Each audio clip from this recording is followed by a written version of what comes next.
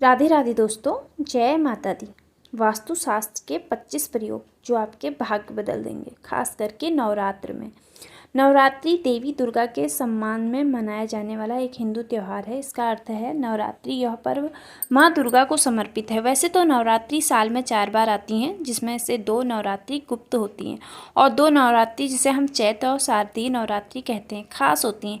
ये त्यौहार माता दुर्गा की पूजन के लिए समर्पित माना जाता है। चैत्र नवरात्र से ही हिंदू नववर्ष भी प्रारंभ होता है। इसमें माता दुर्गा के 9 रूपों का पूजन किया जाता है। इस साल चैत्र नवरात्रि 9 अप्रैल से शुरू होंगे और इसका समापन 17 अप्रैल को होगा। यदि आप नवरात्रि के 9 दिनों में कुछ वास्तु उपाय आजमाएंगे तो आपके घर में सदैव खुशहाली बनी रहेगी। आइए जानें कुछ वास्तु उपायों के बारे में जो आपको चैत्र नवरात्र में करने चाहिए। नंबर 1, घर की सफाई। नवरात्रि शुरू होने से पहले ही अपने घर की साफ सफाई अवश्य कर लें। पूजा स्थान को व्यवस्थित करें और किसी भी अवांछित वस्तु जैसे पुराने कपड़े, किताबें, फर्नीचर आदि को बाहर कर दें या त्याग देना चाहिए। नंबर 2, मुख्य द्वार वास्तु। थोड़े से चावल के साथ लाल या पीले रंग का उपयोग करके वह स्वास्तिक चिन्ह बनाएं। नवरात्रि के दौरान मुख्य प्रवेश द्वार पर स्वास्तिक बनाना अत्यधिक शुभ होता है और घर में रहने वालों के लिए सौभाग्य और समृद्धि को आकर्षित करता है। ऐसे प्रतीकों में नकारात्मक ऊर्जा को दूर करने की शक्ति होती है। नंबर 3, तोरण। त्योहार के दौरान मुख्य द्वार पर तोरण लगाना एक उत्कृष्ट सजावट का विचार है। मुख्य द्वार पर आम के पत्तों का गुच्छा रखें। इसे घर में समृद्धि, उन्नति और खुशहाली आती है। आम की पत्तियां देवी लक्ष्मी से जुड़ी हैं और अच्छे स्वास्थ्य और धन को आमंत्रित करती हैं। नंबर 4, दुर्गा प्रतिमा की स्थापना। पूजा क्षेत्र को साफ और अव्यवस्था मुक्त रखें। देवी दुर्गा की मूर्ति कमरे के ऊपर उत्तर पूर्व कोने में रखें। यह सुनिश्चित करें कि मूर्तियों को हमेशा ऊंचे मंच पर रखें, जैसे लकड़ी की पूजा चौकी। कम से कम 5 फीट ऊंची पूजा सामग्री को दक्षिण पूर्व दिशा की ओर रखें, जिससे देवी माँ की कृपा बनी रहेगी। नंबर 5, प्रार्थना करने का सही दिशा। नवरात्रि पूजा के दौरान प्रार्थना करते समय पूर्व और उत्तर दिशा की ओर मुख करना चाहिए।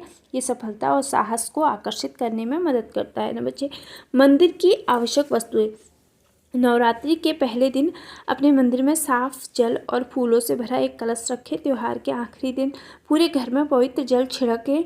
जिस व्यक्ति की आर्थिक स्थिति मजबूत होती है, कलश संचार को बेहतर बनाने में मदद करता है और सद्भाव को बढ़ावा देता है। सकारात्मक प्रभाव के लिए रसोई में कलश भी रख सकते हैं। वास्तु के अनुसार मंदिर में अखंड ज्योति घी का दीपक रखना चाहिए। सौभाग्य और आंतरिक शांति का एक बहुत ही सरल उपाय है। नंबर 7, अखंड ज्योति। यदि आप चैत्र नवरात्रि के पहले दिन से ही अखंड ज्योति प्रज्वलित करते हैं तो आपके जीवन में सदैव खुशहाली बनी रहती है।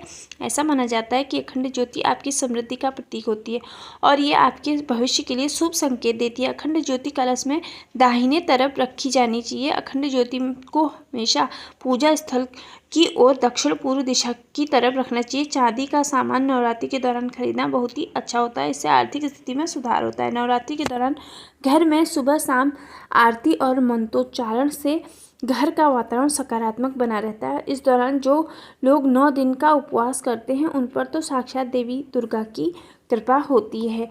इनकी पूजा अर्चना करने पर घर में दुख दरिद्रता दूर होती है। इसके अलावा नवरात्रि में आप कुछ वास्तु टिप्स भी अपना सकते हैं, जिससे परिवार में सुख शांति और कामकाज में बरकत होगी। असल में हम इस लेख में नवरात्रि के दौरान ऐसी 5 चीज़ों को खरीद कर घर में लाने की बात कह रहे हैं जो घर के वास्तु को बेहतर करती है। तो चलिए जानते हैं इसके बारे में। नंबर 8, चांदी का सामान। नवरात्रि के दौरान चांदी का सामान खरीदना बहुत ही शुभ होता है। इससे आर्थिक स्थिति में सुधार आता है और इसके अलावा आप नवरात्रि में नंबर 9, नवरात्रि में मिट्टी से बना छोटा सा मकान खरीद कर माता के मंदिर में रख सकते हैं। ये भी घर में बरकत लाने का काम करेगा। घर में मिट्टी का मकान लाने से प्रॉपर्टी से संबंधित योग बनते हैं। इससे धन से जुड़ी हुई जो परेशानियां होती हैं वो भी नहीं होती हैं। नंबर 10, नवरात्रि माँ को लाल चुनरी उड़ाना चाहिए। सुहागिन महिलाओं को ऐसा करने से पति का स्वास्थ्य बेहतर होता है और पति की आयु लंबी होती है। नंबर 12, नवरात्रि में घर में मौली जरूर खरीद कर लाना चाहिए। इसमें गांठ बांध कर माता को चढ़ाना चाहिए। ऐसा करने से सभी मनोकामनाएं पूर्ण होती हैं।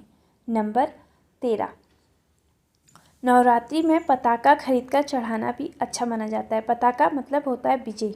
जी हाँ, विजय की निशानी। 9 दिनों तक पूजा घर में रखने से सभी मनोकामनाएं, पताका को 9 दिनों तक अपने पूजा घर में ही रखकर उसकी पूजा करनी चाहिए और इससे मनोकामना पूर्ण होती है। पताका की पूजा करना बहुत ही शुभ होता है। तो अब से आप इस वास्तु टिप्स को अपनाकर घर के वातावरण को शुद्ध बनाएं। नवरात्रि के दिनों में यूँ तो माँ दुर्गा की आराधना पूरे विधि विधान से की जाती है, लेकिन इस दौरान देवी दुर्गा के 9 स्वरूपों की आराधना में वक्त अगर वास्तु सम्मत कुछ बातों का ध्यान में रखा जाए तो आराधना में फल अतिशय वृद्धि होती है। नंबर 14, नवरात्रि के 9 दिनों तक चूने और हल्दी से घर के बाहर द्वार के दोनों ओर स्वास्तिक चिन्ह बनाना चाहिए। इससे माता साधक को सुख और शांति देती है। नंबर 15, वहीं अक्सर घरों में शुभ कार्यों में हल्दी और चूने का टीका भी लगाया जाता है, जिससे वास्तु दोष का नकारात्मक प्रभाव व्यक्ति पर नहीं होता है। नंबर 16, पूजा स्थल को साफ सुथरा रखना चाहिए। यदि आप ऐसी जगह पर हैं जहां आपके ऊपर बिंब है तो उसे ढकने के लिए चांदी का प्रयोग किया जाना चाहिए।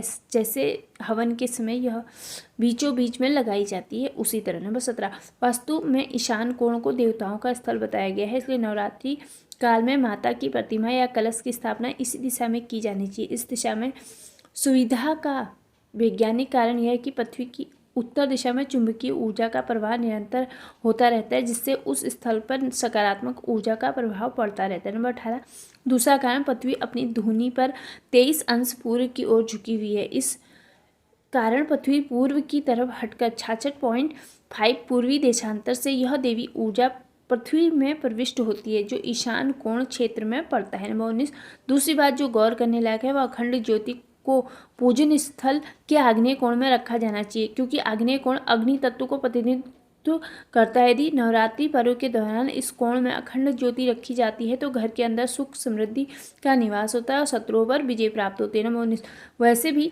वास्तु में बताया गया है कि शाम के समय पूजन स्थान पर इष्ट देव के सामने प्रकाश का उचित प्रबंध होना चाहिए।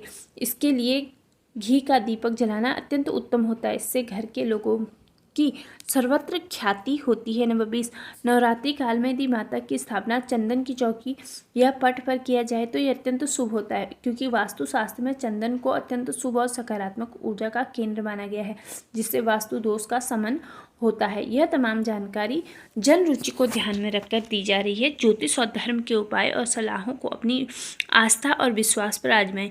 वीडियो का उद्देश्य मात्र आपको बेहतर सलाह देना है। इस संदर्भ में हम किसी भी प्रकार का कोई दावा नहीं करते हैं। तो दोस्तों, ये थी मेरी आज की वीडियो आपको कैसी लगी आप मुझे नीचे कमेंट सेक्शन में ज़रूर बताएं, और अगर आपको वीडियो पसंद आई हो तो एक लाइक और एक शेयर, और साथ में अगर आप चैनल पे न्यू विजिट कर रहे हैं तो चैनल को सब्सक्राइब भी जरूर कर लें, ताकि अगर मैं जो भी नई वीडियो बनाऊं उसका नोटिफिकेशन आप तक सबसे पहले पहुंचे। धन्यवाद, आपका दिन शुभ हो। जय माता दी, Radhe Radhe all friends, take care, bye bye, thank you so much.